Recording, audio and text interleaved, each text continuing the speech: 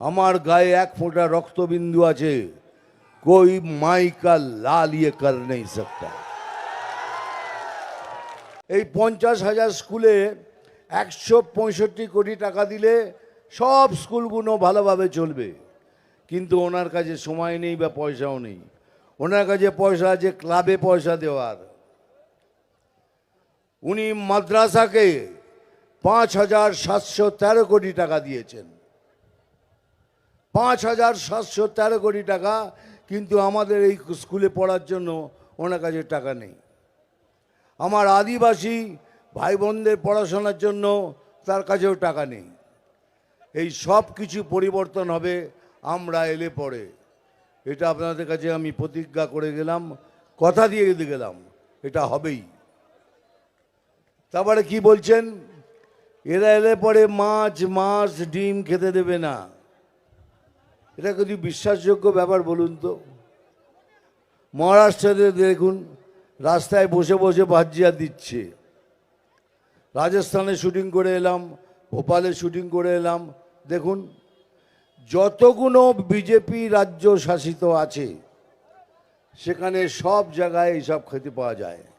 উনি অ্যাকচুয়ালি যেটা বলতে চাইছেন সেটা বুঝিয়ে দিচ্ছি।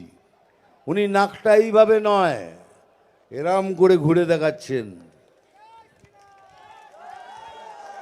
কি ঘুরে দেখাচ্ছেন, কি ঘুরে নাকটা দেখাচ্ছেন?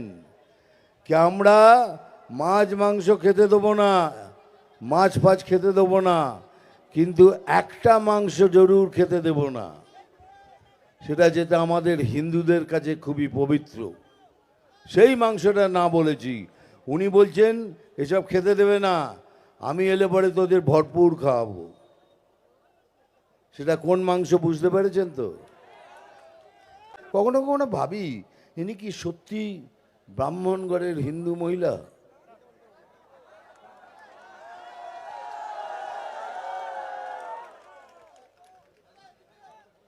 দেখুন, আমি কোনোদিন কারোর নাম নিয়ে কথা বলি না, কোনো পার্টির নাম নিয়ে কথা বলি না।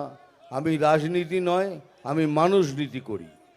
একটা কথা ভালো করে শুনে রেখো, এই এতগুলো লোক এখানে এসছো, সবাই যেন এক ছাতার নিচে এসে একসাথে ভোট করবে। আমরা গায়ে পড়ে ঝগড়া করব না, কিন্তু কেউ যদি আমাদের সাথে যেভাবে ব্যবহার করবে আমরা যেন ঠিক সেইভাবে তাদের সাথে ব্যবহার করি। কেন সেটা যদি না করেন তাহলে আমরা পাবলিককে কি করে বোঝাবো যে আমরা এলে পরে আমরা পুরোভাবে সুরক্ষা দেব আপনাদের? আমার বাড়ির মেয়েরা লাঞ্ছিত হবে না, সেই সুরক্ষা দেব আমরা। এই জন্য এটা বড় করে কথা বললাম, এক ছাতের নিচে এসে সবাই মিলে ভোট করবেন। ওই 400 কিলোমিটার রাস্তা এখনো খুলে রেখেছেন। কেন খুলে রেখেছেন? প্রাইম মিনিস্টার সাহেব লিখেছেন, হোম মিনিস্টার সাহেব লিখেছেন যে এই 400 কিলোমিটার রাস্তা আপনি জমি দিন, আমরা বন্ধ করে দেবো, কিন্তু দিচ্ছেন না। এই জন্যই দিচ্ছেন না, ওইখান থেকে ওদের বলবেন তোমরা এসো, এখানে বসো, খাও দাও, আমাকে ভোট করো, আর আমি কালকে এটাকে পশ্চিম বাংলাদেশ করে দিচ্ছি। অ্যাকচুয়ালি পেছনে কিন্তু অনেক বড় ষড়যন্ত্র রয়েছে। সেই জন্য বলছি যেভাবেই হোক সবাই মিলে একসাথে ভোট করবেন, একটা ভোটও যেন বাইরে না পড়ে। কেন এই জন্যই বলছি, কেন যে ষড়যন্ত্র উনি করে ওনারা করছেন, পশ্চিম বাংলাদেশ করবেন, আমার মতো বাঙালি যতদিন বেঁচে আছে कोई माई का लाल ये कर नहीं सकता। ও স্বপ্ন আপনার দূরেই থেকে যাবে। যা ইচ্ছে তাই করব, এটা আমার। আপনি খালি বলুন ওইটা খোলা থাকলে আমাদের কত লোকসান হবে। ওখান দিয়ে সব সন্ত্রাসবাদীরা ঢুকবে, ওখান থেকে নিয়ে এসে কলকাতা থেকে বিহার থেকে উত্তরপ্রদেশ, সব জায়গায় ঘুরে ঘুরে আজ নেই তো কাল ওরা কোনো না কোনো গণ্ডগোল বাঁধাবেই।